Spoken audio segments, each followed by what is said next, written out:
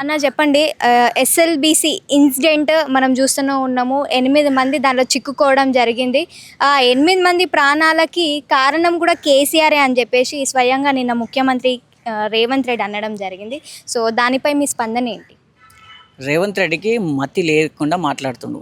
ఎందుకంటే ఎస్ఎల్బీసీ సంఘటన జరిగినప్పుడు ఆయన ఏడున్నాడు? ఎలక్షన్ ప్రచారం ఉన్నాడు.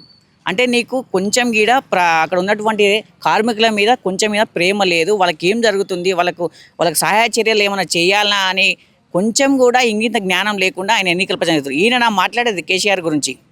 ఒకసారి గుర్తుపెట్టుకోండి. ఒక మంత్రి పోయి చేపల కూర తింటాడు ఆడ ఎస్ఎల్బీసీ దగ్గర.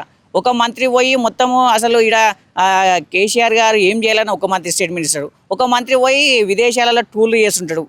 అంటే అసలు మీకు కార్మికుల పైన కానీ ఇక్కడ ఉన్నటువంటి ప్రాజెక్టుల పైన కానీ మీకు కట్టాలనే ఒక ఇంగిత జ్ఞానం లేదని మేము ఉస్మానియా యూనివర్సిటీ విద్యార్థిగా ఈరోజు కాంగ్రెస్ ప్రభుత్వాన్ని నిలదీస్తున్నాం.